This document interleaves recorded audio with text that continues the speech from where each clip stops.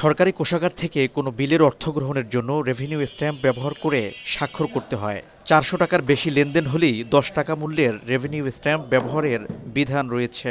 সরকারি বেসরকারি প্রতিষ্ঠানের কোনো বিলের অর্থ গ্রহণ, সঞ্চয়পত্রের লভ্যাংশ, এমটিডিআর, এফডিআর সহ মাসিক মুনাফা ভিত্তিক বিভিন্ন স্কিমের লভ্যাংশের নথি, গ্যাস ও বিদ্যুৎ বিলেও এই রেভিনিউ স্ট্যাম্প ব্যবহার করতে হয়।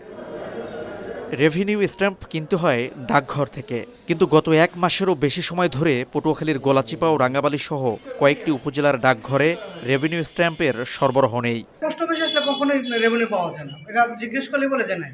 রেভিনিউ থেকে সরকারের অনেক আয় হয়, কিন্তু রেভিনিউ যদি না থাকে তো সরকারেরও তো আয় হচ্ছে না। পোস্ট অফিসে যদি রেভিনিউ না থাকে তাহলে আমাদেরকে এই সংকটটা কারা এই সমাধান দেবে? আমাদের প্রতিদিনই রেভিনিউ দরকার হয়, যেমন আমাদের প্রতিদিন লোনের কাজে বা ডিপোজিটের কাজে রেভিনিউ দরকার। কিন্তু পর্যাপ্ত আমাদের যে পরিমাণ রেভিনিউ দরকার সেই পরিমাণে সাপ্লাই আমরা পোস্ট অফিস থেকে পাচ্ছি না।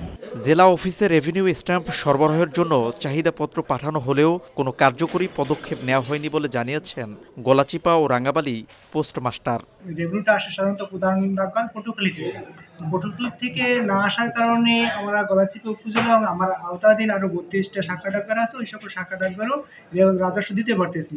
সংকট সমাধানে প্রয়োজনীয় পদক্ষেপ নেয়ার দাবি রেভিনিউ স্ট্যাম্প ব্যবহারকারীদের। শিকদার, জাবির হোসেন, সময় সংবাদ, পটুয়াখালী।